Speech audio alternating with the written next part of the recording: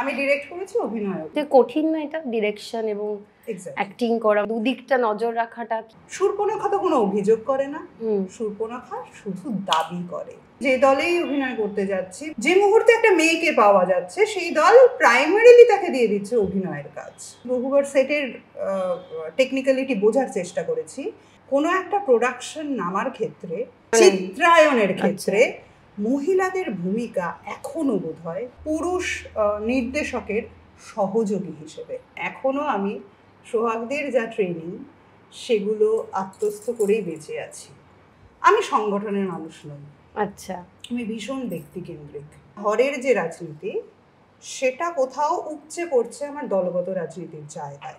আজ 10 বছর পরে এসে থিয়েটার পরে, আগে আমার নারী হিসেবে অস্তিত্বটা। কপালে লেখা টেখা কিছু নেই, আছে যা তাকে বলে ধপ। কপালে লেখা টেখা কিছু নেই, আছে যা তাকে বলে ধপ। গল্প জুড়ে তার শুরু হলো আবার বৈঠকে বৈঠক। গল্প জুড়ে তার শুরু হলো আবার বৈঠকে বৈঠক। আমাদের এই পর্বের স্পন্সর হলেন অন্নপূর্ণা স্বাদিষ্ট। একই কথা শুনি আজ মন্থরার মুখে, রঘুরাজ। কেন আজি পুরবাসী যত আনন্দ সলিলে মগ্ন, ছড়াইছে কেহ ফুলরাশি রাজপথে, কেহ বা গাঁথিছে মালা, সাজাইতে গৃহদ্বার মহোৎসব কোনো। কেন আজি উড়িছে ধ্বজ প্রতি গৃহচূড়ে,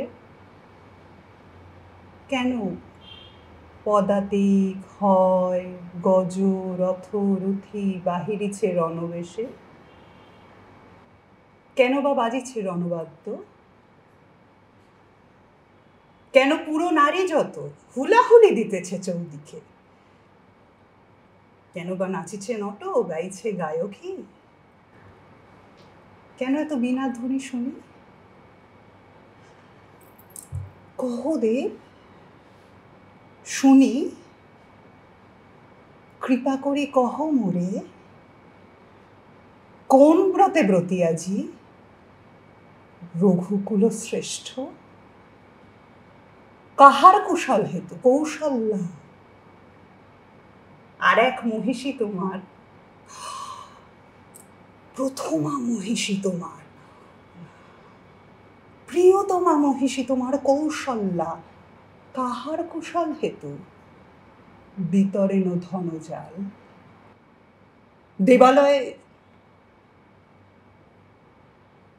দেবালয়ে আজি বাজিছে কেন ঝাঁঝুরি শঙ্খ ঘণ্টা ঘটারোলে, রঘুকুল বধূ কৌশল্যা বিবিধ ভূষণে আজি কি হেতু সাজিছে, কোন রঙ্গে।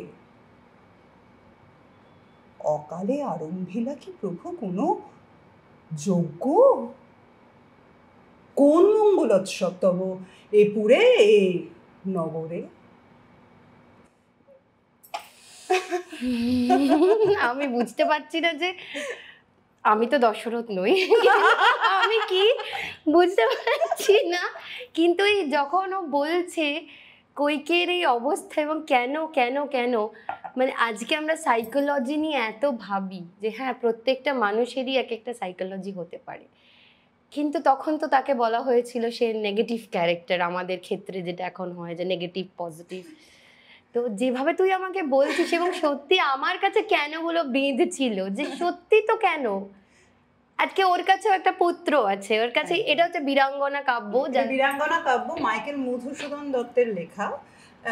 মাইকেল মধুসূদন দত্ত মাইথোলজি থেকে, মানে হিন্দু পুরাণ থেকে বেশ কিছু চরিত্র, মহিলা চরিত্রদের নিয়ে একটি পত্রকাব্যের মতো লিখেছিলেন, এবং সেখান থেকে 11টি চরিত্র উনি নিয়েছিলেন। সেখান থেকে 5টি চরিত্রকে নিয়ে আমি একটি নাটক করার প্রচেষ্টা করেছি, ডিরেকশন দিয়েছিলাম। এবং সেখানে দর্শক যেটা বলেছেন যে ওই পুরাণ থেকে কোট অ্যান্ড কোট খারাপ মেয়েরা, তাদেরকেই বোধহয় মঞ্চে বেশি দেখা গেছে। এবং খারাপ মেয়ে কারা? যারা হয়তো নিজের কথা কিছু বলে, কেন বলেছে প্রশ্ন করেছে, যারা কিন্তু একটু বেশি কেন বলে ফেলছে। কারণ বুঝতেই পারছেন আজকে অনেক কেন আমাদের মধ্যে আছে, যেগুলো নিয়ে আজকে আমরা আলোচনা করবো। আমাদের সাথে আছে তুর্না আমার কলেজ ফ্রেন্ড। আমি কমপ্লিট করতে পারিনি, কিন্তু ও করেছে। সেই সময় তুর্না আমরা এত মজা করেছি রবীন্দ্র ভারতীতে একসাথে ড্রামা নিয়ে পড়ে। আমার খুব মজা হয়েছে, কিন্তু আমি কমপ্লিট করতে পারিনি। ওইটাই আমার কলেজ লাইফ। তারপর আর সেই কলেজ লাইফটা আমি এনজয় করিনি। তুই, মিশকা, আরেকজন নেই সুরত্ন, রনি, যে ভালো কাজ করছিল সেই সময়। তো এরা আমরা সব বন্ধু ছিলাম। এবং আজকে তুর্নাকে অনেকদিন পর পাওয়া গেছে। তুর্না এখন শিক্ষকতা করছে, কিন্তু নিজের পছন্দের একটা কাজ, যেটা কোথায় পড়াস তুই এখন? আমি এখন সিস্টার নিবেদিতা ইউনিভার্সিটিতে পড়াচ্ছি, পারফর্মিং আর্টস ডিপার্টমেন্টে। যেটা আর মূলত আমি যেটা করি, আমি থিয়েটার কর্মী। মূলত অভিনয়ের সঙ্গে রয়েছি, কিছু কিছু ডিরেকশনের কাজ করছি। নিজের ইচ্ছে মতোতেই করিস নাকি? না, আমি থিয়েটার করি সর্বত্র, সব জায়গাতে। সর্বক্ষণের নাট্যকর্মী হিসেবে জীবনটাকে ভাবার চেষ্টা করেছিলাম, এখনো পর্যন্ত আছে সেটা একটা পরম সৌভাগ্যের ব্যাপার। এইটা তো আমার বলার কথা, কারণ আমরা একটা সিরিয়ালেও অভিনয় করার সুযোগ পেয়েছিলাম তখন। তুর্না, এটা হচ্ছে অগ্নি পরীক্ষায় আমার ননদ হয়েছিল। এই সময় একটা মজার একটা ক্যারেক্টার, কিন্তু হঠাৎ করে তুর্না ওখান থেকে বেরিয়ে গেল এবং আমার বেশ মজা লেগেছিল রিজেন্ট। এবং তখন সবাই প্রশ্ন করেছিল সেই প্রশ্ন, যে তুর্না নাটকের জন্য এটা করলো, পারবে কি সার্ভাইভ করতে? নাটক কি সেই পয়সা দিতে পারবে? ও কি সেই পয়সা নিয়ে স্যাটিসফাই থাকবে? আজকে কিন্তু আমি এই প্রশ্নগুলোই ওর কাছে করব, যে আজকে তুর্না, এটা হচ্ছে 2009-এর কথা, তো তুর্নার এই মুহূর্তে কি কি নাটক চলছে? এই মুহূর্তে চলছে, আমি একেবারে নতুন নাটক দিয়ে শুরু করি। একটা শো সবে হয়েছে এবং সম্ভাবনাময় একটি প্রযোজনা। পঞ্চম বই থেকে রাজনৈতিক হত্যা বলে একটি নাটক, যেটাতে আবার অর্ণর কথা আসছে। তুই প্রথমেই অর্ণর নামটা তুললি, যেটা একটা খুবই গর্বের জায়গা, যে তুইও খুব গর্ব করে সেই নামটা বলছিস। এবং কারণ অর্ণ ছবিও ডিরেকশন দিয়েছে, যেটা এবং অনেক নাটক করছে, যেগুলো ভালো লাগে। জেনারেশনের বৌদ্ধিক জায়গা থেকে বল, বা পরিচালনা বা প্র্যাকটিসের জায়গা থেকে বল, সত্যি আনপ্যারালাল আমার মনে হয়। তো ও অভিনয় করছে এই নাটকটাতে, দুর্দান্ত একটা কাজ, সেটা একটা করছি। আচ্ছা, অর্পিতা দি বোধহয় আগে করতো এটা, রাজনৈতিক হত্যাতে অর্পিতা দি যেই চরিত্রটা অভিনয় করতেন 20 বছর আগে, সেই চরিত্রটি আমাকে দিয়েছেন অর্পিতা দি। ভাবা যায়, সেটা খুব রোমাঞ্চকর, কারণ কস্টিউমটা অর্পিতা দি যেটা পড়তো সেটা আমি পড়ি। সেই জন্যই তো রোগা হতে চালাচ্ছিলিস। এক্স্যাক্টলি, রোগা হতে হয়েছে আমার সেই সময়টা। ওর সঙ্গে আমার দেখা হয়েছিল, কথা হয়েছিল। সেটা অর্পিতা দির ডিরেকশন, অর্পিতা ঘোষের ডিরেকশন। বাবু দত্ত রায় অভিনয় করেন, অর্ণ অভিনয় করে, এবং আমিও একটি পাঠ করছি। তা এছাড়া আরেকটু পুরনো নাটক, কিন্তু একদম ব্র্যান্ড নিউ, অত্যন্ত জনপ্রিয়, মানুষের দরবারে যথেষ্ট আদর পাচ্ছে যে নাটকটি, সেটি হচ্ছে যে জানলাগুলোর আকাশ ছিল বলে একটি নাটক, যেটা রাহুল অরুণোদয় ব্যানার্জির লেখা। অরুণোদয় থাক, রাহুলটা অরুণোদয়ের লেখা, আর সৌরভ পালোধির ডিরেকশন। সেখানে অভিনয় করছি। সেখানে বুদ্ধদেব দাসও একটি গুরুত্বপূর্ণ চরিত্রে অভিনয় করছে, রাহুল দাও, মানে অরুণোদয়ও খুব গুরুত্বপূর্ণ চরিত্রে অভিনয় করছে। এই নাটকটা খুব ভালো হয়েছে। মানে এই নাটকটা এখনো পর্যন্ত আমাদের যে কটা শো হয়েছে সব হাউসফুল, এবং সেটা অনেকদিন আগে থেকে হাউসফুল। ফলে এটা একটা গুরুত্বপূর্ণ কাজ আমার জীবনে পাওয়া। এছাড়া আন্তিগণে চলছে দেবেশ চট্টোপাধ্যায়ের নাটক, যেটা পুরনো সোফোক্লেসের নাটক থেকে, যেটা আনুইয়ের অ্যাডাপ্টেশন, এবং পরবর্তীকালে যেটা নান্দিকার করে সেই কাজটা চলছে। সেটা খুব সিনসিয়ার কাজ, সিরিয়াস কাজ, দেবশঙ্কর হালদার ক্রেয়নের চরিত্রে, এবং সৌভাগ্যবশত আমি পেয়েছি আন্তিগণের চরিত্রটা দেবেশদার হাতে কাজ শেখার সুযোগ হয়েছে। আচ্ছা, বীরাঙ্গনা কাব্য তুই ডিরেক্ট করছিস? আমি ডিরেক্ট করেছি, অভিনয়ও করি। তুই কঠিন না এটা ডিরেকশন এবং অ্যাক্টিং করা, মানে দুদিকটা নজর রাখাটা কি করে করিস? মানে হ্যাঁ কঠিন, কিন্তু যদি টেক্সটটা, যদি যে কাজটা করছি তার সঙ্গে কোথাও আমার নিজের মনন, নিজের চাহিদা, নিজের কিছু বলার জায়গা জড়িয়ে থাকে, সেটা বোধহয় অতটা কঠিন হয় না। ফরমায়েশি কাজ তো নয় এটা। অন্য থিয়েটারের নাট্যস্বপ্ন গল্পতে এই নাটকটি বিভাস চক্রবর্তী আমাকে বলেছিলেন মধুসূদন দত্তের কোনো টেক্সট নিয়ে কাজ করার জন্য। তো তখন মধুসূদন দত্তের অনেক নাটক আছে, আমরা ছোটবেলায় পড়েছিলাম না, বুড়ো শালিকের একেই কি বলে সভ্যতা, এগুলো তো আছেই। কিন্তু আমার কোথাও মনে হলো যে যেহেতু তখন আমি অলরেডি আসবো হয়তো সেই কথায় যে বিবাহ এবং তার পরবর্তী সময়ের যে সন্তান পালনের একটা লম্বা, মানে তুই বুঝতে পেরে গেছিলি যে মহিলাদের আসল সময়ের লড়াইটা কখন শুরু হয়, সেই সময়টা কাটানোর প্রথম কাজ আমার বীরাঙ্গনা কাব্য। ফলে আমার মনে হয়েছিল এমন কিছু কাজ, সব খারাপ মেয়েদের তথাকথিত তখনকার সময়, সেই তাদেরকে পোট্রে করার সুযোগ পাচ্ছিস। তো সেই খারাপ মেয়েদের নিয়ে কাজ করাটাই আমার ঠিক কাজ করা হবে বলে আমার মনে হয়েছিল। তখন আমি বিভাস স্যারকে বলি যে আমি যদি তথাকথিত নাটক না বেছে যদি এমন কোনো কাব্য বাছি যেটা আমরা নাটকের মাধ্যমে পরিবেশন করি, এবং বিভাস স্যার তো জানিসই এরকম এক্সপেরিমেন্টাল কাজের জন্য মানে মুখিয়ে থাকেন, করো করো করো, হ্যাঁ খরচের দিক ভেবো না, তুমি করো। তো সেটা করার সুযোগ। এইটা কেমন লোকে নিচ্ছে রেসপন্স খারাপ মেয়েদের? এখন কি তাদের দৃষ্টিভঙ্গি, মানে তুই এই যে তুই 5 জন বেছেছিস, মানে আমি জাস্ট একটু ডিটেইলসে। এক্স্যাক্টলি, এখানে আমি বেছেছি, মূল কাব্যটাতে ছিল 11টা চরিত্র, তার মধ্যে থেকে আমি 5টি চরিত্র বেছেছি। সেই 5টি চরিত্রের মধ্যে আছে শূর্পণখা, ও আচ্ছা, আছে কৈকেয়ী, চিরকালের খারাপ, দুঃশলা, আচ্ছা, এছাড়া আছে জনা এবং তারা। আচ্ছা, এবং এরা কোনো না কোনোভাবে অন্য আরো যে 6টা চরিত্র ছিল তাদের থেকেও এরা আরো বেশি খারাপ। কারণ এরা এই যে পত্রকাব্যটা লেখা হচ্ছে, তারা তো আসলে চিঠি লিখছে, তারা তাদের প্রেমিককে কিংবা স্বামীকে চিঠি লিখছে, অভিযোগমূলক চিঠি। অভিযোগও শুধু নয়, শূর্পণখা তো কোনো অভিযোগ করে না, শূর্পণখা শুধু দাবি করে।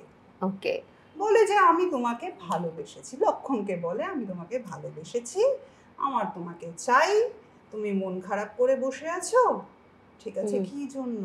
পয়সার অভাব, আমি দিচ্ছি অর্থ, কিন্তু আমি তোমায় চাই। তারা তো কোনো অভিযোগ করে না, তারা বলে যে হ্যাঁ আমি গুরুপত্নী, তোমার গুরুর পত্নী, সোম হচ্ছে তার প্রেমিক, যাকে সে চায়। সেই সোমের যে গুরুর স্ত্রী হচ্ছে তারা, অর্থাৎ স্বামীর ছাত্রের প্রতি সে প্রেম নিবেদন করে এবং বলে হ্যাঁ এটা আমার কলঙ্ক, কিন্তু আমি তো এটা প্রেমে পড়াটা কলঙ্ক অস্বীকার করতে পারি না।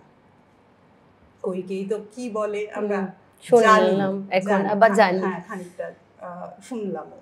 এরকম ভাবে জনা, দুঃশলা প্রত্যেকেই তার নিজের চাওয়াটুকু বলে, খানিক অভিযোগও করে, অভিমানও করে। এর দর্শক কিরকম, মানে কিরকম? এর দর্শক আলাদা। যে জানলাগুলোর আকাশ ছিল অনেকটাই আমাদের ভালো লাগার নাটক। আমরা ঠিক যেমনভাবে আমাদের শৈশবকে, আমাদের কৈশোরকে, যৌবনকে ফেলে এসেছি, আজ এই বয়সে দাঁড়িয়ে যেইভাবে আমরা পেছন দিকে ফিরে আমাদের সময়টাকে আস্বাদন করতে চাই, সেই আস্বাদন এই সময়ের গল্প। কিন্তু বীরাঙ্গনা কাব্য কোথাও শেষ তার সঙ্গে তুলনীয় নয়। এখনো পর্যন্ত দর্শক প্রচুর পেয়েছি আমরা, এটা একটা আমার কাছে স্ট্রাইকিং। আমাদের মানে আমরা যারা কাজ করেছি তাদের কাছে সত্যি এটা অবাক কাণ্ড যে দর্শকের অভাব আমাদের হয়নি। তার মানে সমাজে হয়তো কোথাও এর চাহিদা তৈরি হয়েছে মেয়েদের কথা শোনার। তবে এটাও ঠিক, আমাকে এটা সুমন মুখোপাধ্যায় বলেছিলেন কথাসূত্রে, যে হয়তো তোর এটা ভালো লাগবে এই ফিডব্যাকটা, কারণ আমি যখন নাটকটা দেখছি পাশে একজন ভদ্রলোক উসখুস করছিলেন, যিনি নাটকটা শেষ হয়ে যাওয়ার পর বেরোনোর সময় বললেন যে মেয়েদের এই যে শরীর নিয়ে বাড়াবাড়িটা, এটা সহ্য করা যাচ্ছে না। অর্থাৎ এই নাটকটার মধ্যে মেয়েরা তো শুধু কথা বলে না, তারা শরীর দিয়ে কথা বলে, তাদের জীবন দিয়ে কথা বলে, তাদের মন দিয়ে কথা বলে। কিন্তু মেয়েদের ওইভাবে অতটা খোলামেলা ভাবে কথা বলাটা কোথাও অস্বস্তির সৃষ্টি করে, যেটা সুমন মুখোপাধ্যায় আমায় বলছেন, সেটা তোদের পক্ষে বোধহয় একটু আনন্দজনক হবে, তাই তোকে আমি বললাম। যাই হোক, তো মানে এই প্রশ্নটা আমরাও রাখলাম যে এই যে শরীর দিয়ে করবে কি করবে না, শরীর প্রদর্শন করবে কি করবে না, কেন করবে না, এটা এত কমেন্ট আসছে, তো এই কমেন্টটাও দিন প্লিজ, যে কি উচিত কি উচিত না, কেন উচিত না, কেই বা বলেছে সেটা উচিত নয়, এটা আমার খুব জানতে ইচ্ছে করে। এই যে তূর্ণা সব ছেড়ে নাটক করছে তার ইচ্ছের অনুযায়ী, তো এটা কি তূর্ণার প্রথম থেকে ইচ্ছে ছিল? আসলে প্রথম থেকে আমার ইচ্ছে ছিল, সেটাও বোধহয় একটা নারীবাদী জায়গা উঠে আসার কথা। প্রথম থেকে আমার ইচ্ছে ছিল আমি নাটক করব, এবং সেটা অভিনয় নয়। আচ্ছা, আমি করব টোটাল থিয়েটার, আমি সবটা জানার চেষ্টা করব, সেটা টেকনিক্যাল মেইনলি, এবং স্টেজে পড়েওছিস তো বোধহয় ওইটারই, কি পড়েছিস রবীন্দ্রভারতীতে? আমি এমএ করেছিলাম অভিনয় নিয়ে। আচ্ছা, কিন্তু তার আগে বারবার আমি এক্সপ্লোর করার চেষ্টা করেছিলাম back of the stage, technical জায়গাটা। কিন্তু একটা ঘটনা, যেটা বাস্তব জায়গা, এখন হয়তো খানিকটা ছবি পাল্টেছে কিনা জানি না, কিন্তু আমাদের ছোটবেলায় তুই খেয়াল করে দেখবি যে দলেই অভিনয় করতে যাচ্ছি, বা যেখানেই আমি অভিনয় ঠিক না, আমি থিয়েটার করতে যাচ্ছি, যে মুহূর্তে একটা মেয়েকে পাওয়া যাচ্ছে, সেই দল প্রাইমারিলি তাকে দিয়ে দিচ্ছে অভিনয়ের কাজ। ফলে আমি বহুবার লাইটের কাজ শেখার চেষ্টা করেছি, বহুবার সেটের টেকনিক্যালিটি বোঝার চেষ্টা করেছি, কিন্তু আলটিমেটলি যদি একটা প্রোডাকশনে তুই অভিনয় করিস, তুই আর সেই মনোযোগ দিতে পারবি না টেকনিক্যাল কাজে। এটা থিয়েটারের ক্ষেত্রে, বাংলা থিয়েটারের ক্ষেত্রে কিন্তু একটা বড় ফাঁক আমাদের সময় অন্তত ছিল, এখন সামান্য বদলেছে। আমি বলবো না এটা খুব বড় পরিবর্তন কিছু এসেছে। তাও তো অনেকটা, খুব পুরনো নাম তুই পাবি তৃপ্তি মিত্র, তার থেকে আরো পুরনো গোলাপ সুন্দরী একটি নাটক লিখেছিলেন, কিন্তু সেটাও কতটা গোলাপ সুন্দরীর নিজের এজেন্সি, নিজের প্রতিনিধিত্ব, কত নাকি তার অভিভাবক হিসেবে উপেন্দ্রনাথ দাস লিখে দিয়েছিলেন, এইসব নিয়ে বহু বিতর্ক রয়েছে। ফলে এই যে আমার আত্মবিশ্বাসের জায়গা, যে আমি একটা নিজে নাটক লিখবো এবং সেটা প্রযোজনা করব, এই আত্মবিশ্বাসের জায়গাটা সামাজিকভাবেই কোথাও আমরা এখনো পঙ্গু হয়ে আছি। কালকেই একটা কথা সূত্রে আমার এই কথাটা মনে হচ্ছিল, যে এখনো বোধহয় আমরা কোনো ক্রিয়েটিভ কাজ নিজের হাতে করার ক্ষেত্রে কোথাও অভিভাবক খুঁজি, এবং সেটা পুরুষ অভিভাবক হলে একটু স্বস্তি বোধ করি। এটা কি ভেতর থেকে তৈরি হয়ে গেছে আমাদের, যে কোনো কিছুই ভেতর থেকে তৈরি? কেন আমরাই বা খুঁজি কেন? মানে তুই কি খুঁজিস? সামাজিকভাবে আমরা এটাতে অভ্যস্ত হয়ে রয়েছি, ঠিক আছে? এটা ব্যতিক্রমীদের কথা বলছি না, সামাজিকভাবে এই একটা ট্রেন্ড। হ্যাঁ, এই কথাটা বলার সাথে সাথে আমি যাকে এই কথাটা গতকাল বলছিলাম, সে আমাকে বলল যে তুই কি খুঁজিস। আমি নিজেও স্পষ্টভাবে বলতে পারবো কি না কোথাও আমি জানি না। ডেফিনেটলি আমার পড়াশোনা, আমার সচেতনতা কোথাও বলবে যে খোঁজার তো কথা নয়, কিন্তু সামাজিকভাবে সেটা প্রেজেন্টেবল করার জন্য, সেই আত্মবিশ্বাসটা মেয়েদের আনার জন্য কোথাও একটা মনে হয় টেকনিক্যাল জায়গাটা যদি একটা কেউ কোনো একটা বন্ধু, যদি ছেলে বন্ধু যদি রেখে দিত, ভালো হতো।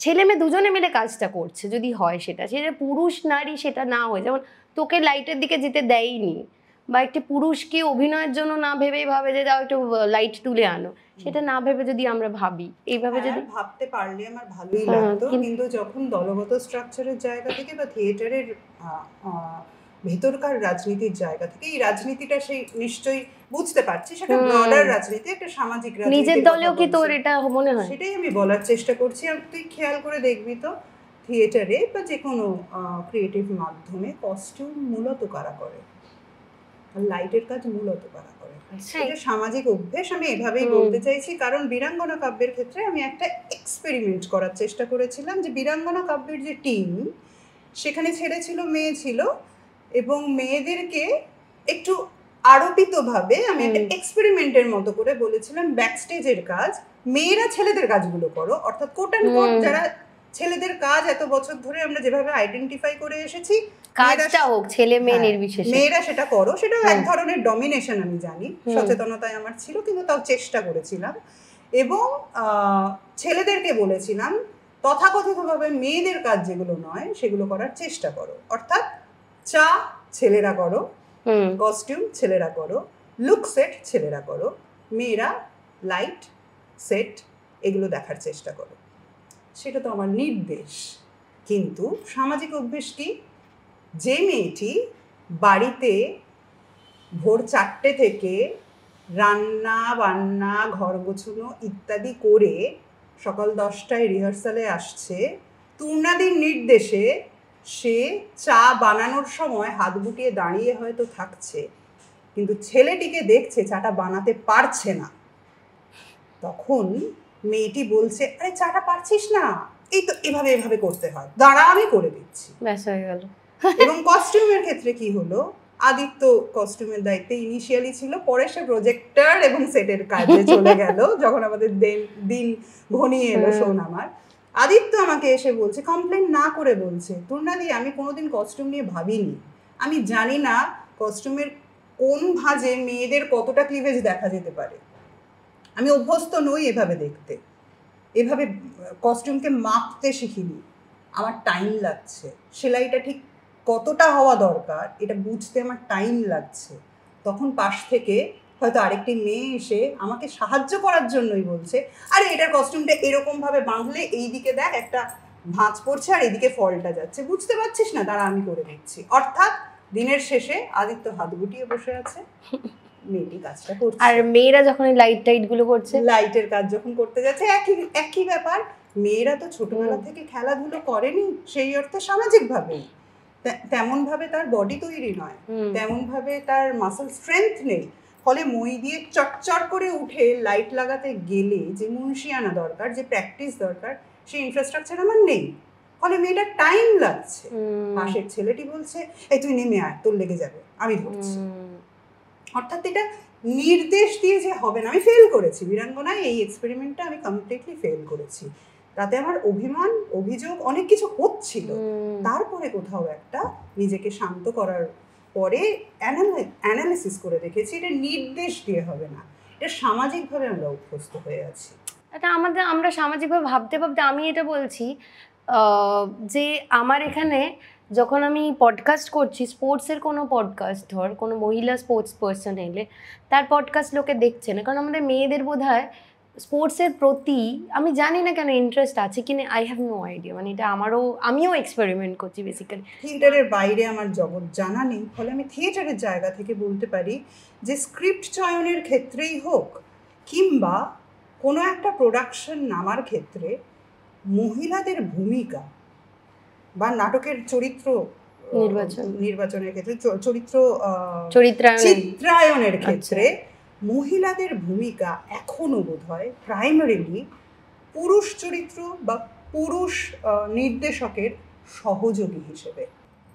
অর্থাৎ একটি ছেলে কাজ করছে, তাকে সহযোগিতা করছে একটি মেয়ে, কোথাও যেন এটা পরিবারের সঙ্গে অনেকটা ওতপ্রোত জড়িয়ে, পরিবারের রাজনীতির সঙ্গেও জড়িয়ে, যে মূলত ক্রিয়েটিভ জগৎ যদি আমরা ভাবি, ক্রিয়েটিভ কাজটা করছে যে পুরুষটি, আমরা এটা দেখতে ভালোবাসি, তার স্ত্রী বা তার বাড়ির নারী তাকে সহযোগিতা করছে, সাহায্য করছে। একদম। এবার আমরা একটুখানি চা সহযোগে কিছু খাবার দাবার খেয়ে নিই, চলে এসে সৈকত। চা ছাড়া আমাদের আড্ডা একদম হয় না। আমার জন্য হোয়াইট টি আছে, ওর জন্য গোপালধারা সেকেন্ড ফ্লাশ, আর তোর জন্য গন্ডোলা। হয়ে গেল আমার। হ্যাঁ খা না, কিন্তু দেখি শরীর খারাপ করিস না। এটা বেকন দিয়ে গন্ডোলা, এটা আমাদের একটা ইন্টারেস্টিং রেসিপি। কাজ কবে শুরু, মানে তুই প্রথম নাটকে কি করে এলি? সেটা মূলত পারিবারিক উৎসাহে। আচ্ছা। আমার বাবা মা দুজনেই পড়াশোনা কেন্দ্রিক মানুষ, বাবা সায়েন্টিস্ট, মা স্কুল টিচার। কোনোভাবেই আমার চৌহদ্দিতে কোথাও নাটক, ক্রিয়েটিভিটি, সৃজনশীল জগৎ কিচ্ছু নেই, কিন্তু মনন ছিল। তো সেই উৎসাহে আমি প্রথম নিরঞ্জন গোস্বামীর কাছে কাজ শেখার সুযোগ পাই খুব ছোটবেলায়। স্কুল লাইফে থিয়েটার ওয়ার্কশপ করতাম, তখন উৎসাহ বাড়ে। তো ছিল থিয়েটার ওয়ার্কশপ? হ্যাঁ, তখন আমি প্রথম ওয়ার্কশপ করেছিলাম ক্লাস 4-এ। আচ্ছা, স্কুল থেকে পাঠিয়েছিল? স্কুল থেকে না, এগুলো আমার বাবা খুঁজে খুঁজে বের করেছিল।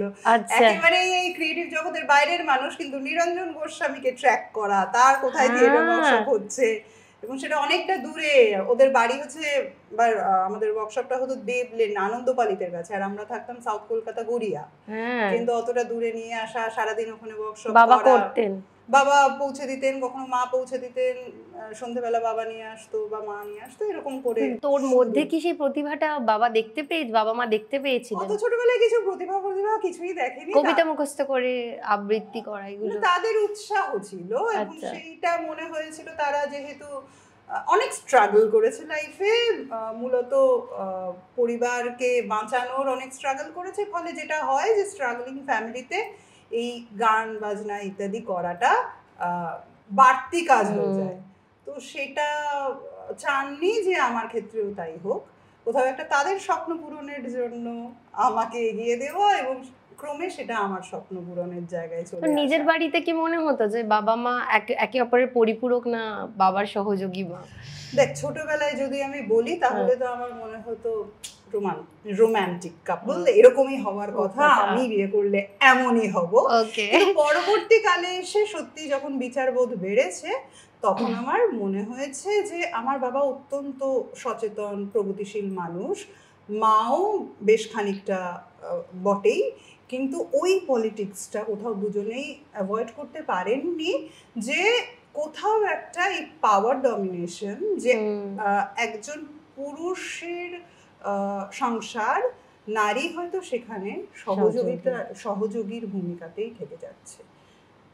যাই হোক, কিছু বলার নেই। তো এই তারপরে ক্লাস 4 থেকে শুরু করে তারপর কি করলি? প্রত্যেক বছর ওই ওয়ার্কশপটা করতাম, ফলে আস্তে আস্তে বুঝে গেলাম পড়াশোনাটা হবে না। বাজে কথা, মানে তুই সঠিক লাইনে পড়েন। এমএ করে তুই পিএইচডি করেছিস? কিসে করেছিস? কালচারাল স্টাডিজেই করেছি। তাহলে আমাদের খানপুর গার্লসের টিচার তো বলেইছিলেন যে কি হলো আজকে ক্লাসে আসনি কেন? আমি বললাম নাটকের রিহার্সাল ছিল। বলে ওই করো, তোমার ওটাই হবে। এবং কি আশীর্বাদের মতো ওই করলাম, আমার ওটাই হলো। পড়াশোনায় ভালো ছিল তোর? না, পড়াশোনায় ভালো ছিল না, কারণ পড়তো না, কিন্তু অপছন্দের সাবজেক্ট কিছু নেই। পরবর্তীকালে তো আমার মনে হয়েছে যে সবকটা জিনিস আমার একটু ভালো করে পড়া উচিত ছিল, কারণ আমাকে থিয়েটার করতে হবে। মানে বুঝতে পারছেন তো, এমন একটা কাজ থিয়েটার যেখানে সব কিছু লাগে, সায়েন্স থেকে শুরু করে এই যে তুই কোন অ্যাঙ্গেলে লাইট রাখবি এবং কিভাবে তার রিফ্লেকশন আসবে। সায়েন্স আমার পড়া হলো, হিস্ট্রি আমার পড়া হলো না, জিওগ্রাফির ভাব কোন দেশের কোন অঞ্চলে সেরকম ভাবে তাদের জীবনযাপন। মানে পড়াশোনাটা অ্যাকচুয়ালি আমার মনে হয় চাকরির জন্য না হয়ে নিজের জন্য হওয়াটা, এইটা কেউ বোঝায়নি ছোটবেলা থেকে আমাদের। এটা আমার সবসময় আমার ফিলিংস। না, আমার সেটা হয়নি। আমাকে সবসময় বলেছে আনন্দ করে পড়ো, তাতে নাম্বার কম হবে। কেন, আমি তো মাধ্যমিক চলছে তখন চে গেভারার ডায়েরি পড়েছি। আচ্ছা, মাধ্যমিক চলছে তখন। বই পড়তে ভালো লাগে ছোটবেলা থেকে? এটাকে নিজে নিজে অভ্যেস করেছিস নাকি? হ্যাঁ, এটা বাবার অভ্যেসটা আছে, কিন্তু আমি পরবর্তীকালে তো সময় পাইনি, আর পড়ার টাইম পাইনি। এত তাড়াতাড়ি আমরা কাজে নেমে গেছি, তোর ক্ষেত্রেও সত্যি। এখন খুবই আফসোস হয় যে যখন ছোটবেলাটা ছিল তখনই অখণ্ড অবসর, তখন আমি ক্রিকেট খেলা দেখে সময় কাটিয়েছি, এবং প্রচন্ড খেলা ভক্ত, টেনিস, ক্রিকেট, দৌড়ে বেড়াতে ভালোবাসতাম। হ্যাঁ, স্কুলে মানে প্লেয়ার ছিলাম প্রায়, যদিও মেয়েদের প্লেয়ার হওয়াটা তো এটা তো আরেকটা দুঃখের জায়গা, খুব খুব দুঃখের জায়গা। তবে কোথায় গেলি মানে ওয়ার্কশপের পর? এইচএস এর পর বাবা এবং আমি দুজনেই ডিসাইড করলাম যে আর মেইন স্ট্রিম লাইফ আমার চলবে না। তো তখন রবীন্দ্র ভারতীতে নাটক নিয়ে পড়াশোনা শুরু করলাম, প্যারালালি সোহাগদির কাছে কাজ শেখা শুরু করলাম। সেটা আমার জীবনের মোড় ঘুরিয়ে দিল। সোহাগদিকে যদিও এখনকার দিনে অনেক সময় আমাকে সমালোচনা করা হয়, তুমি গুরু শব্দটা কি করে ব্যবহার করতে পারো, একক গুরু হতে পারে না, কিন্তু আমি এটা অস্বীকার করতে পারবো না যে হ্যাঁ ঠিক, আমি অনেকের কাছে কাজ শিখেছি, কিন্তু যদি প্রাইমারি গুরুর নাম বলি, সোহাগদি ছাড়া কেউ নয়। এখনও আমি সোহাগদির যা ট্রেনিং সেগুলো আত্মস্থ করেই বেঁচে আছি। এখনও মনে হয় সম্পূর্ণটা করতে তো পারিনি, কিন্তু না সেদিন তো তুই আর শিল্পী থাকবি না যদি সম্পূর্ণটা হয়ে যায়। জানি না বাবা। আর মানে রবীন্দ্রভারতীতে পড়াটা কি তোর কাজে দিয়েছে? প্রচন্ড। রবীন্দ্র ভারতীতে পড়াটা আমি কতটা বলতে পারবো না যে ডিপার্টমেন্ট আমাকে কতটা এগিয়ে দিয়েছে, যেটা আমি পেয়েছি, যেটা আমার সারা জীবনের সম্পদ, এখনো সেটাই আমার সবচেয়ে গর্বের জায়গা, যে আমি কিছু বন্ধু পেয়েছি। আমি যা শিখেছি বন্ধুদের থেকে, বন্ধু ভাগ্য আমার বড্ড ভালো। এবং আমি বলতে পারবো না আমার কেন এত আবেগ, বন্ধুদের সমস্ত গৌরবে, সমস্ত সাকসেসে, এক বর্ণ বাড়িয়ে বলছি না, মানে তোকে মানে হাতের কাছে পেয়ে বলছি, সমস্ত সাকসেসে, সমস্ত সাফল্যে, সমস্ত গৌরবে আমি যে কি প্রচন্ড আবেগ তাড়িত হয়ে পড়ি, এইটা আমার বড় পাওয়া। আমি শিখেছি, তুইও দেখেছিস চোখের সামনে, আমরা মূলত ওই স্টেজে সারাদিন সারা রাত বন্ধুদের সঙ্গে সময় কাটিয়ে, কি ভালো সময়, আমার জীবনের শ্রেষ্ঠ সময় ওটা।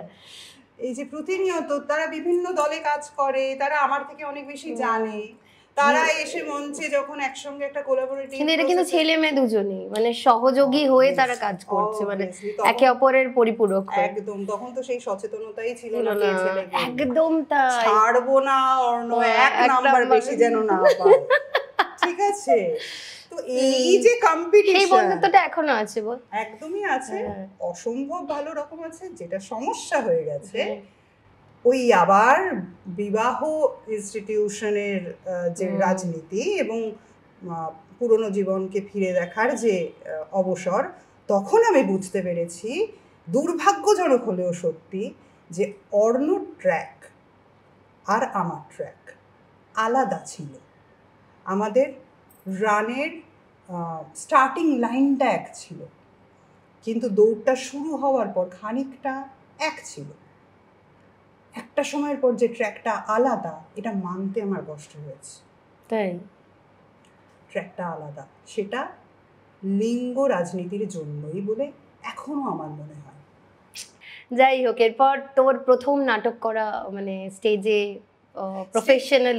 প্রফেশনালি আমি কাজ করেছিলাম 21 শতক বলে একটি দলে, ভারসাম্য বলে একটা নাটকে। সেটা প্রফেশনালি বলবো না, সেটা প্রথম গ্রুপ থিয়েটারে কাজ, পরবর্তীকালে সৌভাগ্যের সঙ্গে কাজ, এবং সেখান থেকে আমার সৌভাগ্য হয়েছে অরুণ মুখোপাধ্যায়ের সঙ্গে পুতুল নাচের ইতিকথাতে মতি চরিত্রটা আমি করেছিলাম।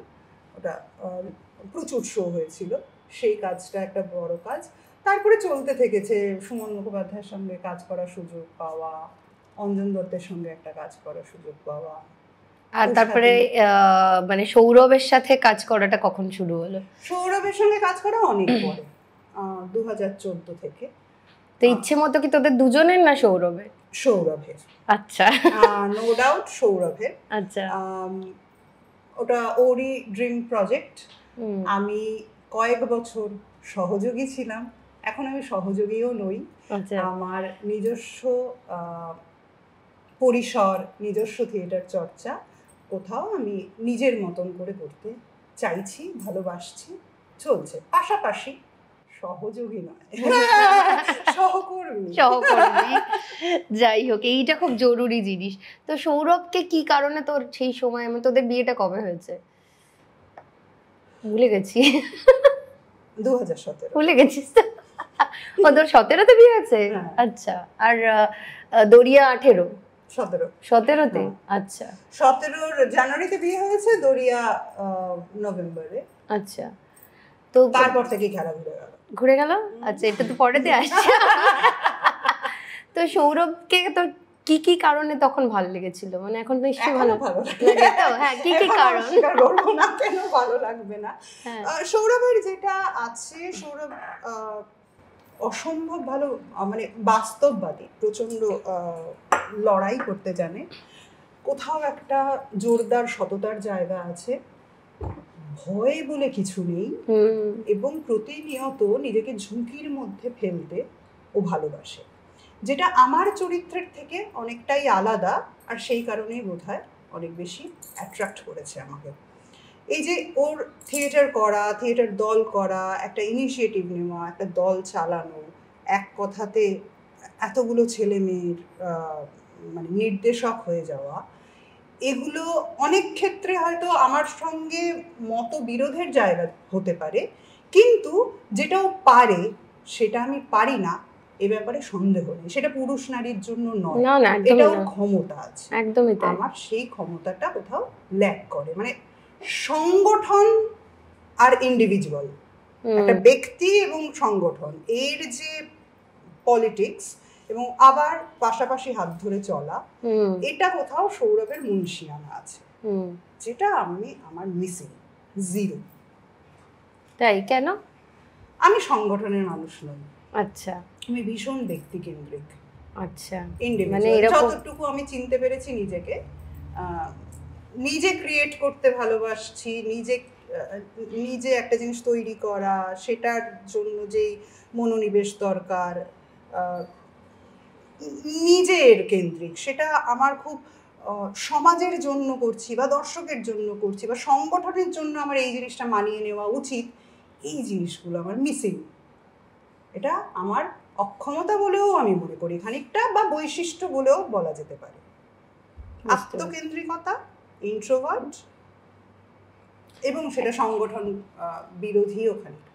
তো যখন ধর একটা কাজ করছিস তোরা দুজন, নিশ্চয়ই তো ঝামেলা হয়, প্রচুর হয়, তখন কিভাবে সেটাকে সামাল দেওয়া হয়? মানে আমার এটা জানতে ইচ্ছে করে, কারণ একসাথে কাজ করলে একটা প্রজেক্ট এবং একই ফিল্ডে দুজন আছে, তো সেক্ষেত্রে তো মানিয়ে নেওয়াটা, কারণ একটা এখানে ঝগড়াটা তো কন্টিনিউয়েশন বাড়িতে গিয়েও হয়। একদম, যেটা খুব গুরুত্বপূর্ণ, যেটা আমাদের আলোচনার আগেও আমরা বলছিলাম, যে এই সমস্যা বা এই রাজনীতিটা বা এই বৈশিষ্ট্যটা আজ প্রথম নয়, যে ঘর শম্ভু মিত্রের ক্ষেত্রে, যেটা একটু আগেই আমরা আলোচনা করছিলাম এটা নিয়ে, যে আমার বাড়ি, আমার ঘরের যে রাজনীতি, সেটা কোথাও উপচে পড়ছে আমার দলগত রাজনীতির জায়গায়, বা দলে কাজ করতে গিয়ে এই বাড়ির ইকুয়েশনটাই খেলা করছে কিনা, যেটা একটু আগেই আলোচনা হচ্ছিল, যে তৃপ্তি মিত্র শাওনি মিত্রকে মানুষ করছেন, খাওয়াচ্ছেন, অসুস্থ হলে সেবা করছেন, তারপরে বাড়ির সংসারে কাজ করছেন, রান্না করছেন এবং থিয়েটারে যাচ্ছেন। সেটা আমি বলছি না শম্ভু মিত্রের কোনো অবদান ছিল না, সে কথা আমি বলার ক্ষমতা রাখি না, কারণ ব্যক্তিগত ইকুয়েশনটা ব্যক্তিগত জায়গাতেই, সে ঘরের ভেতর ঢুকে আমি দেখতে পারবো না, কিন্তু অন্তত এটুকু তো জানতেই পারি যে একটা ঘটনা, যেমন রিসেন্টলি একটা লেখা লিখতে গিয়েই আমি জানতে পেরেছি যে তৃপ্তি মিত্র শাওনি মিত্রকে দুপুরে খাইয়েছেন, খাওয়ানোর পর ঘুম পাড়াবেন, ওদের 3 কামরার ঘর, একটি ঘরে থিয়েটারের হিসেবের কাজ চলছে, একটি ঘরে থিয়েটারের কস্টিউমের কাজ চলছে, একটি ঘরে থিয়েটারের স্ক্রিপ্ট পড়ার কাজ চলছে, 3টে ঘর অকুপাইড থিয়েটারের জন্য। এবার তৃপ্তি মিত্রের মাতৃত্বের দায়িত্ব, মেয়েটিকে শোয়াবেন, কোথায় শোয়াবেন? বলে চলে এলো একটা পলিটিক্সের জায়গা, একটা রাজনীতির জায়গা। এটা নিয়ে বোধহয় লম্বা কথা বলা যায়, যে এই যে থিয়েটারের রাজনীতি, থিয়েটারের সংগঠনের যে বৈশিষ্ট্য, তার সঙ্গে পরিবারের দায়িত্ব মিশে যাচ্ছে, সংঘর্ষে চলে যাচ্ছে। মানে একটি মহিলা পুরুষের সহযোগী হতে পারে, কিন্তু মহিলার সহযোগী হওয়ার জন্য এটা বোধহয় মহিলার সহযোগী হওয়ারও নয়, এটা তো একটি বাচ্চার দায়িত্ব। না, সেটা তো বিশাল বড় একটা, তো আমরা তো জানি সেটা একটি বাচ্চার দায়িত্ব, কোথায় ওটা মহিলার কাজ? প্রাইমারি কর্তব্য কে করেছে তোর ক্ষেত্রে? আমি তো পুরো কর্তব্যই করেছি। প্রাইমারি কর্তব্য আমি করেছি, এ ব্যাপারে কোনো সন্দেহ নেই। এ ব্যাপারে সৌরভেরও দ্বিধা নেই, বা সৌরভের দলের ইচ্ছে মতো দলের যারা মনোযোগ দিয়ে আমাদের জীবনকে দেখেছে, তারা অন্তত সরাসরি বলবে কিনা আমি জানি না, প্রাইমারি কর্তব্য তো আমিই করেছি। সেখানে তোর নিজের প্রফেশনের কতটা স্যাক্রিফাইস হয়েছে? এক্স্যাক্টলি, প্রফেশন নিয়ে আমি ভাবিত নই, আমার ক্যারিয়ার নিয়ে আমি ভাবিত নই। তবে এই ব্যাপারে আমি জানি না অন্য মেয়েরা কেন এটা বলে না। আমি বহু মেয়েকে এটা জিজ্ঞাসা করেছি যে তুমি যখন ঘরোয়া কাজে এতটা সময় ব্যয় করে ফেলছো, তখন তো তোমার ক্রিয়েটিভ কাজে খানিকটা মনঃসংযোগের অভাব হবে কিংবা তোমার সময়টা খণ্ডিত হয়ে গেল, সেটাকে তুমি কেমন করে দেখো? তখন সেটা কোথাও গৌরবজনকভাবে বলা হয় যে না, আমি ঘরোয়া কাজ করেও যে ক্রিয়েটিভ কাজে এলাম, এটা কোথাও একটা বাড়তি, বা সমাজ এটা সেলিব্রেট করুক। কিন্তু আমি যদি এটা বলি যে আজকে একটি পুরুষ, সে আমার বন্ধু হতে পারে, সে আমার স্বামী হতে পারে, সে যদি অখণ্ড মনোনিবেশ করতে পারে একটা ক্রিয়েটিভ কাজে, আর আমার যদি সময় বিভক্ত হয়ে যায়, ডেফিনেটলি আমি তার থেকে পিছিয়ে পড়লাম। একদম তাই। স্বীকার করতে মানে আমি জানি তোর এক বন্ধু এসে আমাকে বলছে তোর না শনিবার বেরোতে পারে না, তোর না জামা কাপড় কাচ্ছে, এক্স্যাক্টলি, তাই ও নাটকটা দেখতে যেতে পারবে না, ও আসতে পারবে না। কিন্তু তোর না হয়তো ইচ্ছে করছে জামা কাপড় কাচার, ইচ্ছে নেই, কিন্তু করবে কে? একদম একদম করবেটা কে? আমার এটা বলতে দ্বিধা নেই যে খেয়ালি দিও বলেছেন যে ওনার মা রান্না করতে করতে লিখতেন। এক্স্যাক্টলি, হয়তো ওটা না করে উনি হয়তো একটু বসে চা খেতে খেতে লিখলে হয়তো অনেকটা বেশি ভালো হতো। তৃপ্তি মিত্রের কথা আমি আবার আনতে বাধ্য হচ্ছি। তৃপ্তি মিত্র সম্পর্কে এরকম একটা কথা শোনা যায় যে উনি রান্না করতে করতে হঠাৎ এই ঘরে এলেন একটি চরিত্র হয়ে, এবং শাওনিকে বললেন অমুক নাটকের এই চরিত্র, রিহার্সাল করছেন। আবার ও ঘর থেকে এগুলো জানিস তো, এগুলো আমি অর্পিতা ঘোষের একটি ইন্টারভিউ নিয়েছিলাম রিসেন্টলি। উনিও যেহেতু মহিলা ডিরেক্টর, উনি কিভাবে দেখছেন তৃপ্তি মিত্রের জীবনটা। এটা নিয়ে কি তুই কোনো নাটক করছিস? লেখা লিখেছি, আচ্ছা, বহুরূপী পত্রিকায় এটা তার জন্য তৈরি করেছি লেখাটা, জানি না পাবলিশ হবে কবে। তো তখন অর্পিতা দিই বলছেন যে একটি এই ঘর থেকে ও ঘরে যাতায়াতে এটা এই চরিত্রের হাঁটা, ওটা ওই চরিত্রের কথা বলা, এটা সেই চরিত্রের দাঁড়ানো, এভাবে উনি ঘরের কাজ করতে করতে এই কাজটা করছেন। কোথাও এটা গৌরবের কথা হিসেবে আমরা সামাজিকভাবে ন্যারেটিভ তৈরি করি, কিন্তু আমি তো হতে চাই না। আমি তো চাই না, আমার মাত্র দুটো হাত নিয়ে শুধু অভিনয় করতে চাই, বা শুধু থিয়েটার করতে চাই, বা শুধু একজন ক্রিয়েটিভ মানুষ হতে চাই। আমি তো চাইনি রান্না করতে করতে স্ক্রিপ্ট পড়া। আমি করেছি বীরাঙ্গনা কাব্যে, যেটা আমার কাছে, আমি জানি না অন্য মেয়েদের কাছে এটা গৌরবের হতে পারে, আমার কাছে সামাজিকভাবে লজ্জার।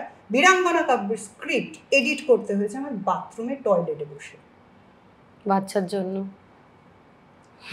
বাচ্চা বলবো না, পরিবার, সমাজ, এই গোটা রাজনীতিটার জন্য।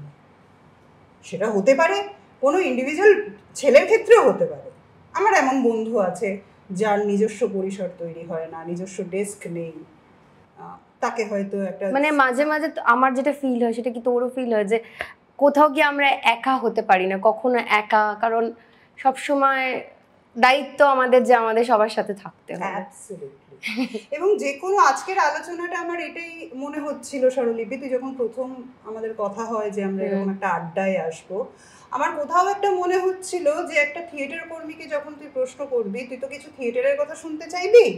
তুই আমার কাছে 10 বছর যদি আমার সঙ্গে 10 বছর আগে যদি আমরা গল্প করতাম, তাহলে হয়তো প্রাইমারিলি থিয়েটারের কথা বলতাম। জানিস তো এই থিয়েটারে এই অভিজ্ঞতা, ওই থিয়েটারে ওটা দেখলি ওই সময় গিয়ে যখন আমরা স্টুডেন্ট ছিলাম আমরা ইয়ে করতাম। কিন্তু আজ 10 বছর পরে এসে থিয়েটার পরে, আগে আমার নারী হিসেবে অস্তিত্বটা, অধিকার এবং অস্তিত্ব, দায়িত্ব এবং অস্তিত্বটা আগে এসে পড়ছে। আমি ছোটবেলায় ভাবতাম যে মেয়েরা কেন মেয়েদের নিয়ে শুধু কথা বলে, মেয়েদের কি রাজনীতি নিয়ে কথা বলার নেই, মেয়েদের কি খেলা নিয়ে কথা বলার নেই। আমি বলতাম না ইন্টেনশনালি, তুই খেয়াল করে দেখেছিস আমি মেয়েদের সাথে কম মিশতাম। তোর আর আমারও বন্ধুত্বটা এই কারণেই হয়েছিল। কিন্তু এখন আমার মনে হচ্ছে ওই যে আজকে আমরা রিয়েলাইজ করি যে কি কারণ, যেহেতু আলাদা, মেয়েদের ভাগ খেতে থাকছে না এই সাংসারিক কাজ, আর সংসারের কাজের বাইরে যাবতীয় হচ্ছে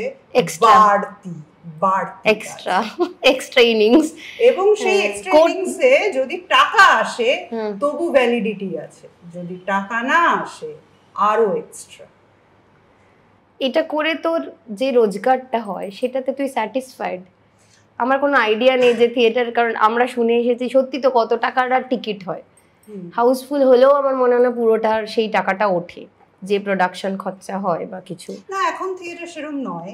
আচ্ছা, সব সময় যে সেটা হয় তা নয়। থিয়েটারের একটা বিরাট দর্শক হয়েছে করোনার আগের থেকেই, থিয়েটারের একটা ভালো দর্শক তৈরি হয়েছে, সব ক্ষেত্রে না হলেও অনেক ক্ষেত্রেই ভালো নাটকের ভালো দর্শক তৈরি হচ্ছে, হাউসফুল শো প্রচুর হচ্ছে।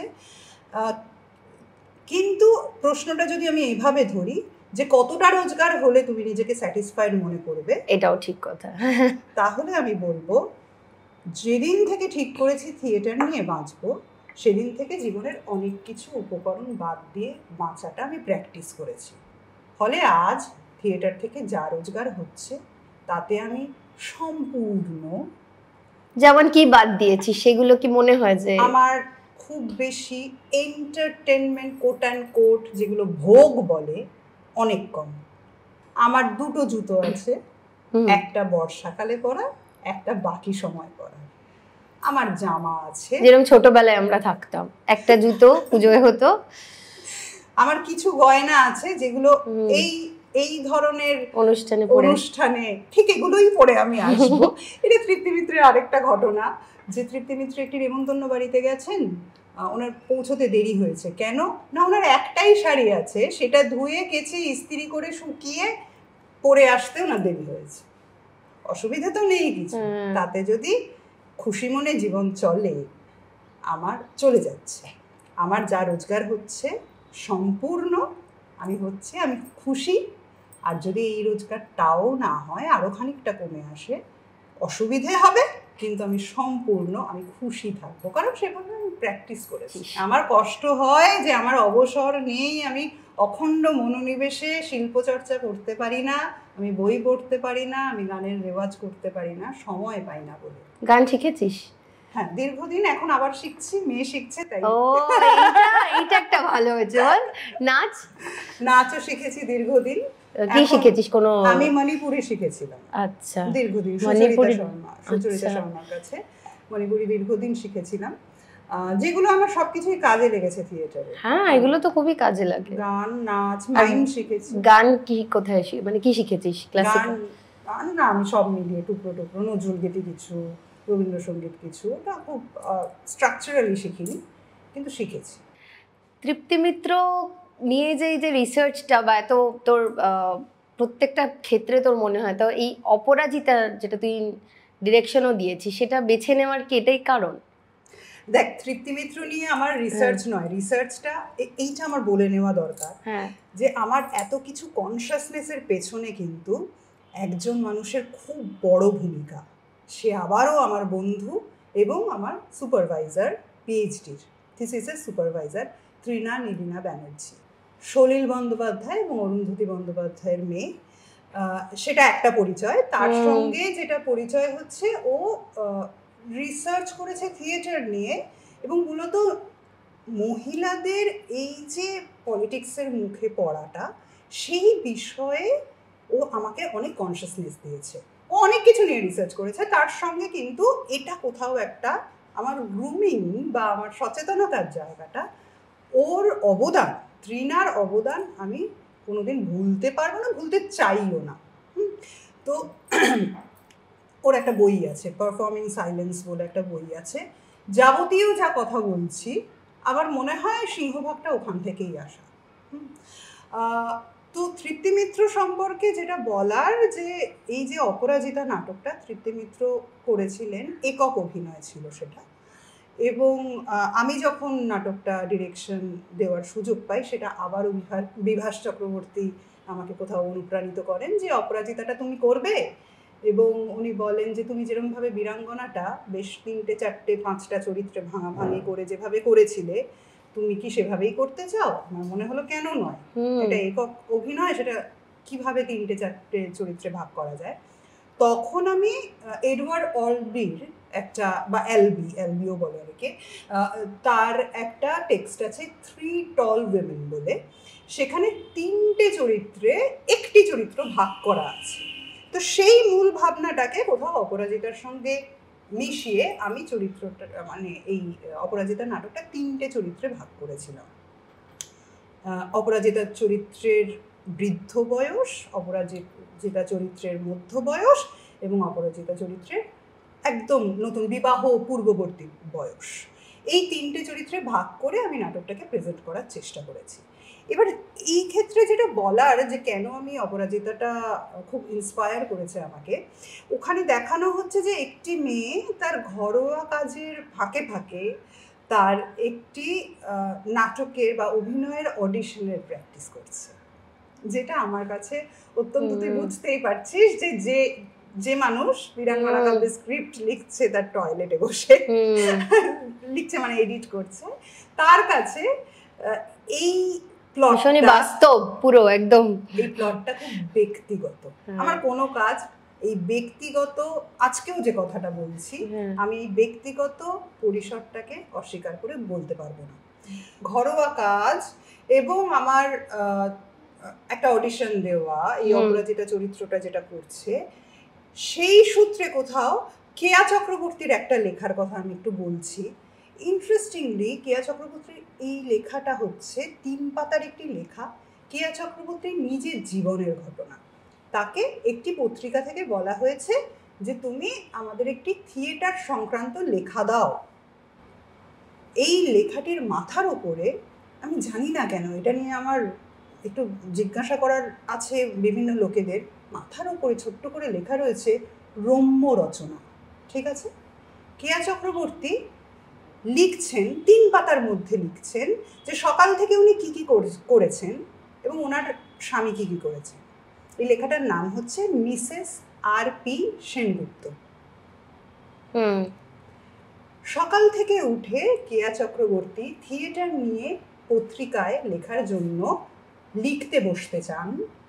উনি সেটাই লিখছেন যে আমি লিখতে বসছি, কলিং বেল বাজছে, আমি একবার গিয়ে দরজা খুলে এই গয়লা এলো, এই দেওরের এই প্রয়োজন পড়লো, এই স্বামীর এই প্রয়োজন পড়লো, এই রান্নার লোক এলো, এই কাজের লোক এলো, এই হলো, ওই হলো, ওই হলো। উনি একটা যেন লিস্ট করছেন কেন থিয়েটার নিয়ে তার লেখা হয়ে উঠল না।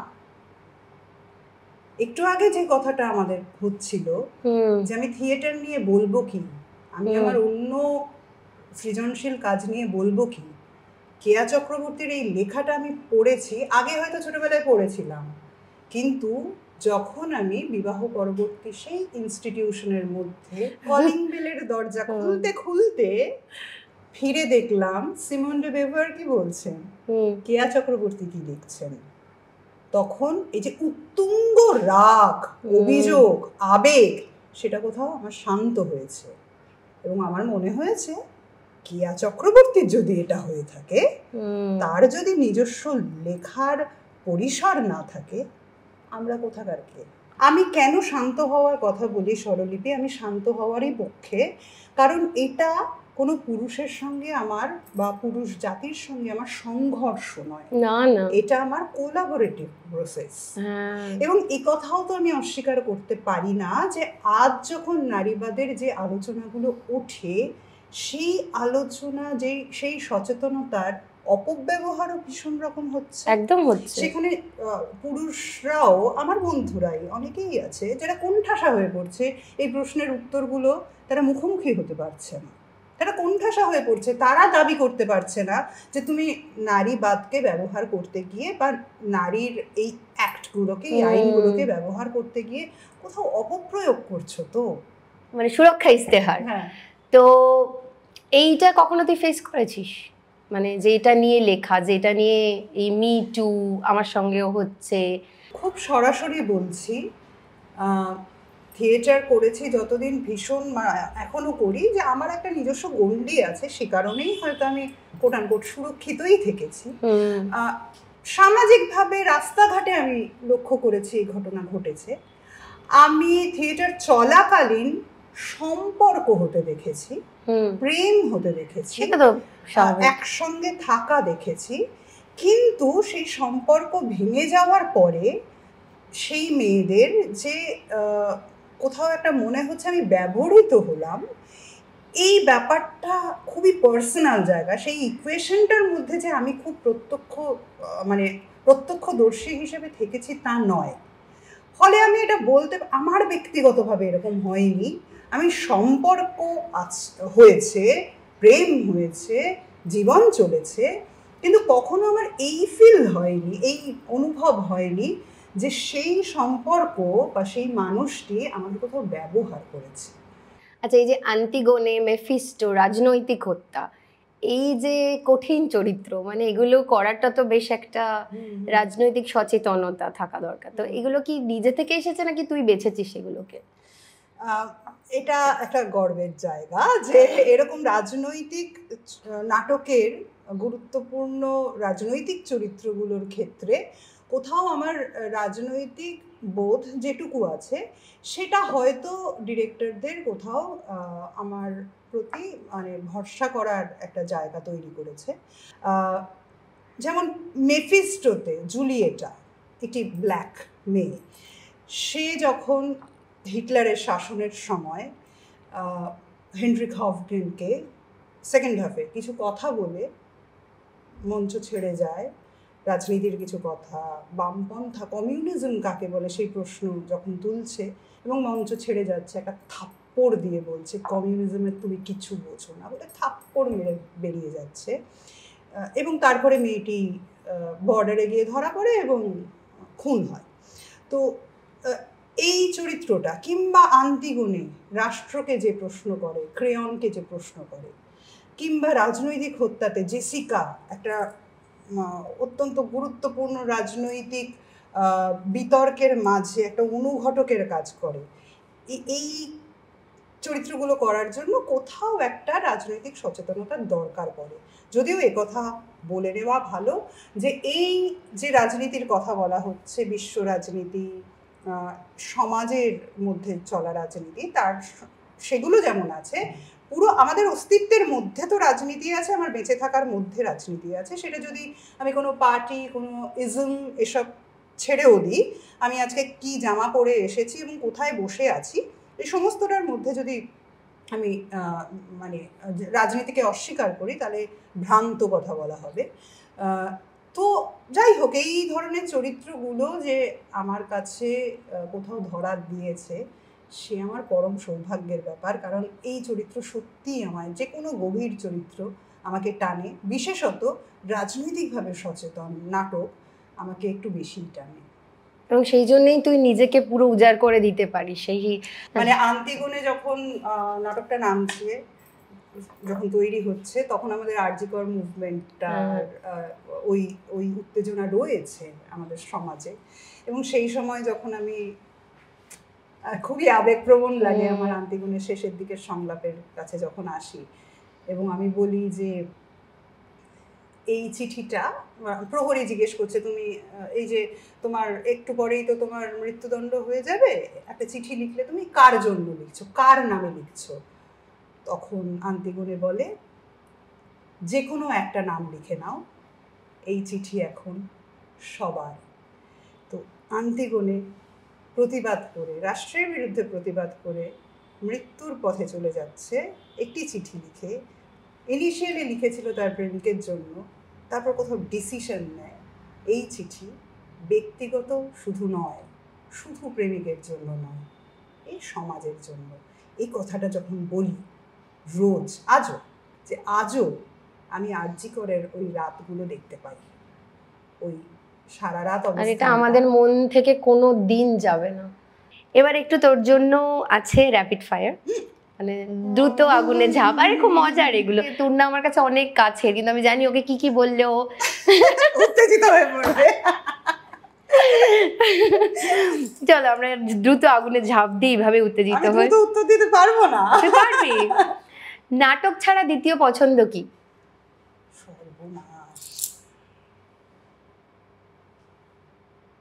আমি জানি, বলবো। বল। শাহরুখ খান। আমি ভাবছি তোর উত্তরটা আমি দিয়ে দেবো। ঠিক, ওখানে সব তত্ত্ব মুছে যায়, সব সচেতনতা মুছে যায়। সোলো ট্রিপে যেতে ইচ্ছে করে না। ভাল লাগে না? আচ্ছা, না, সোলো ট্রিপে আমি যাব না। আচ্ছা, আমার সঙ্গী চাই। আচ্ছা, প্রিয় টেনিস প্লেয়ার? ভালো ভালো প্রশ্ন। এক কথায় বলতে পারবো না। আমার ফেডেরারকে ভালো লাগে, আমার নাদাল, আমার জোকোভিচকে খুব ভালো লাগে, Venus Williams, Serena Williams, Steffi Graf, Monica Seles, Navratilova. একটা বলেছিলাম, যাই হোক। এবার একটা ব্যক্তিগত প্রশ্ন, সৌরভের সবচেয়ে অপছন্দের অভ্যেস? ভেজা টাওয়েল বিছানায় রাখা। এটা কোনো সবকটা ছেলে একরকম কেন?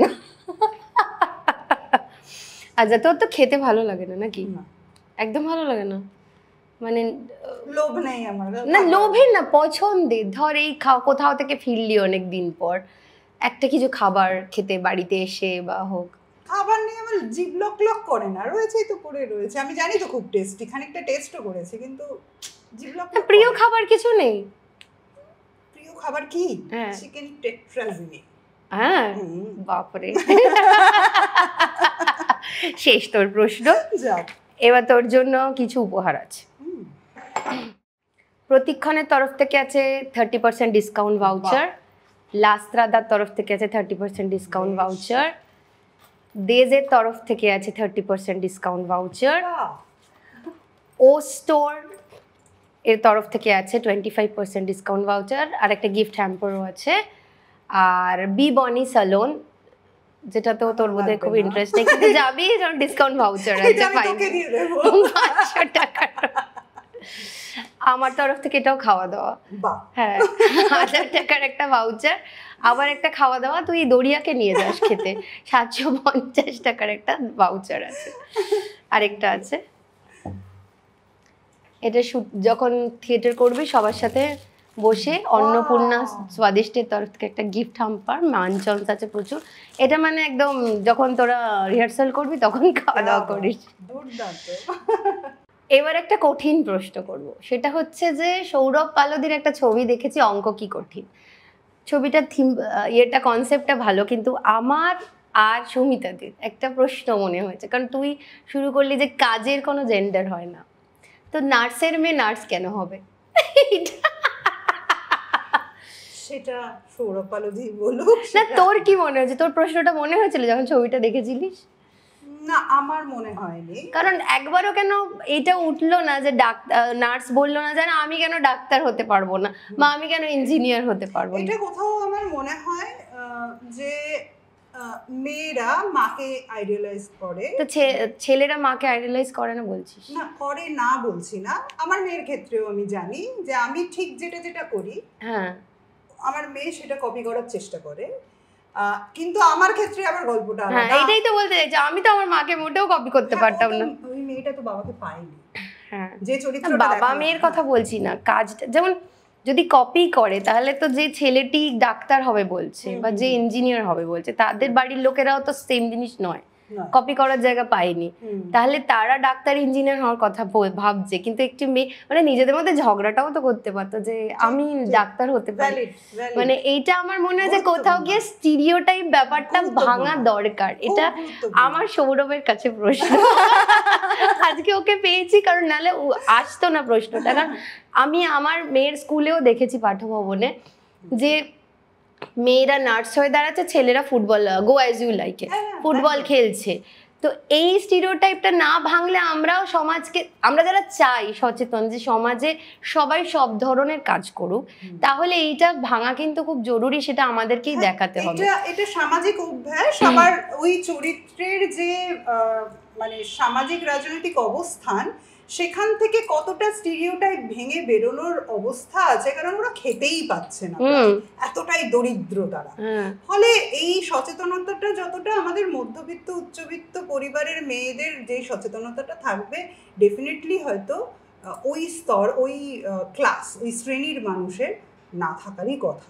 ওর আর আমার যেটা একটাই বক্তব্য যেটা বলতে চাই, সেটা হয় যে মানে নিজে কি করতে চাই সেটাকে ফিক্স করা। যেমন তুর্না সত্যি সিরিয়ালের সেই গ্ল্যামার, সিনেমা সেই গ্ল্যামারটাকে ছেড়ে ও জানতো শুধু নাটক করতে চায়, নাটক নিয়ে বাঁচতে চায়, নাটককেই থাকতে চায়, তাই ও মানে মন থেকে কোনো দিকে হারিয়ে যায়নি।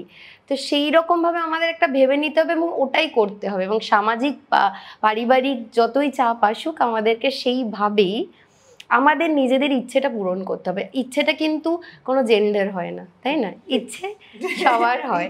তো ওই নতুন প্রজন্মকে কি বলতে চাস যারা নাটক করতে আসতে চায় বা নাটক নিয়ে ভাবতে চায়? যেহেতু আলোচনাটা ভীষণ লিঙ্গ রাজনীতি কেন্দ্রিক হয়েছে, সেই জায়গা থেকে কোথাও এই মুহূর্তে আমার কনসাসনেস মূলত সেখানেই ঘুরপাক খাচ্ছে। জানি এটা আমার সীমাবদ্ধতা। সেই জায়গা থেকেই আমি বলতে চাইব যে পুরুষ হোক, নারী হোক, কিংবা এই দুটো ভাগের কোনোটাতেই যে পড়ছে না, যাই হোক না কেন, কোলাবোরেটিভ একসঙ্গে আমরা এই লিঙ্গ রাজনীতির যে মূল বৈশিষ্ট্যগুলো সেগুলো লক্ষ্য করতে করতে যেন কাজ করতে থাকি। সেটা থিয়েটার হতে পারে, সিনেমা হতে পারে, জীবনের যে কোনো কাজ হতে পারে। এমনকি তুমি যদি অপশন হিসেবে নাও শুধু সংসার করবে, সে পুরুষও হতে পারে, নারীও হতে পারে, মনেই করতে পারে কোনো পুরুষ যে আমি শুধু সংসার করব, তাহলেও যেন এই লিঙ্গ রাজনীতির রক্তাক্ত বৈশিষ্ট্যগুলোকে খেয়াল করতে করতে চলো, এটুকুই বলা। আমাদের এই পর্বের প্রশ্ন হলো, আমাদের আজকের অতিথি তূর্ণা। তূর্ণা পঞ্চম বৈদিকের রাজনৈতিক হত্যা নাটকে এখন যে চরিত্রে অভিনয় করেন, এর আগে কে করতেন? পঞ্চম বৈদিকের রাজনৈতিক হত্যা নাটকের তূর্ণা এখন যে চরিত্রে অভিনয় করেন, এর আগে কে অভিনয় করতেন? ঝটপট উত্তরটি পাঠিয়ে দিন নিচে দেওয়া মেইল আইডিতে। আর অনুষ্ঠানটি ভালো লাগলে অবশ্যই সবার সঙ্গে শেয়ার করুন, সাবস্ক্রাইব করুন। আর হ্যাঁ, লাইকের পাশেই দেখুন একটা হাইপ বাটন আছে, প্লিজ ওটা প্রেস করে দিন। ধন্যবাদ, সবাই খুব ভালো থাকুন।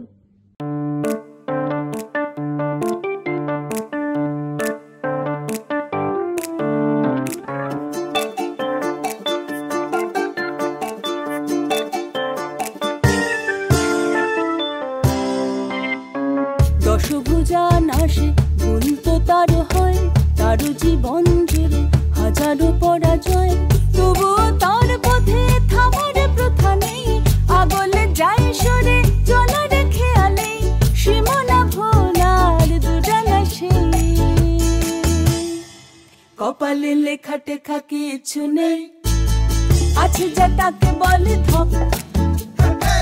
কপালে লেখা